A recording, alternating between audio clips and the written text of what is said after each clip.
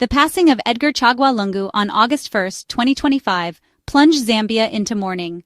As the nation's sixth president, Lungu's legacy was complex, marked by ambitious projects and economic struggles.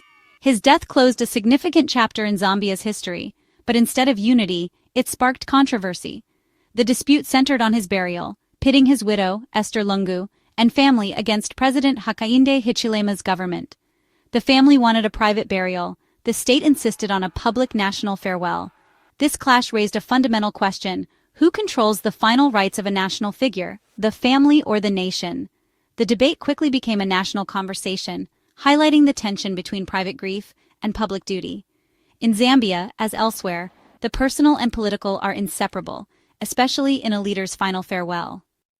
The Lungu family, led by Esther, wanted him buried at his private farm in Sinda, honoring his personal wishes. They sought an intimate ceremony, away from state pageantry.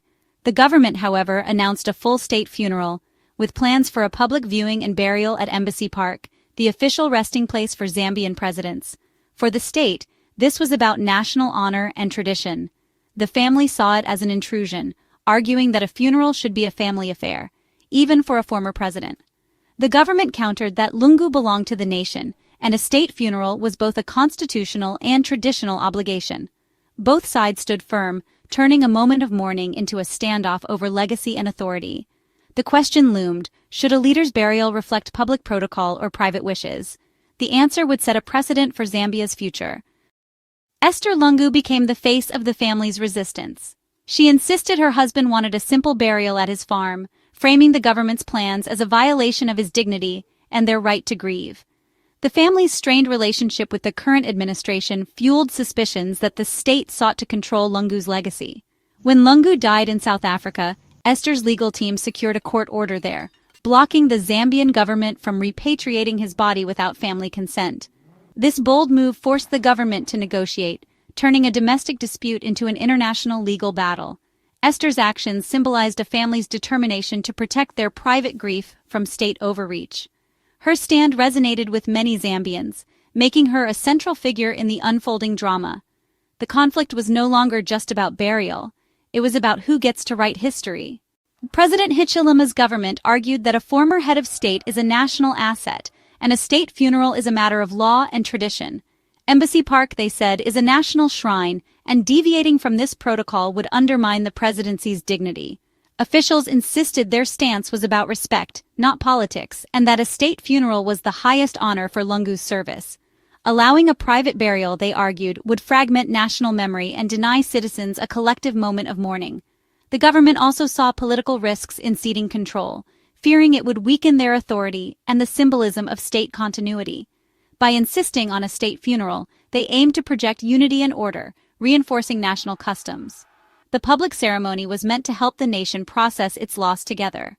For the government, the collective experience outweighed private wishes in the case of a leader of Lungu's stature.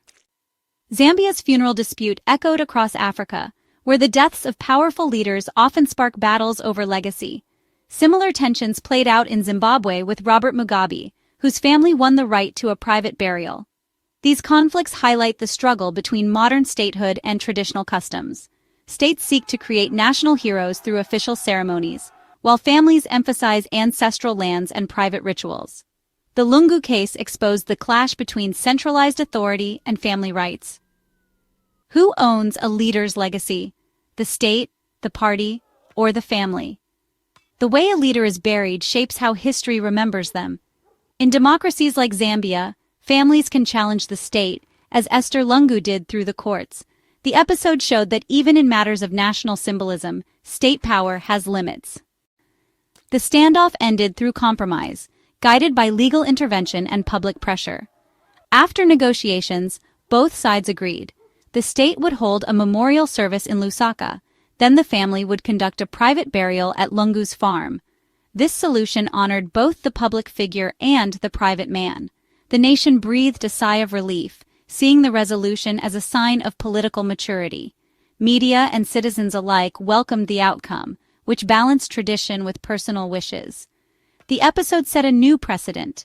State traditions can adapt to respect family rights. It underscored the power of dialogue and the importance of the family in shaping a leader's legacy. As Zambia moves forward, this story will remind the nation that a leader's memory is shaped by both public ceremony and private love. In the end, unity and respect prevailed over division.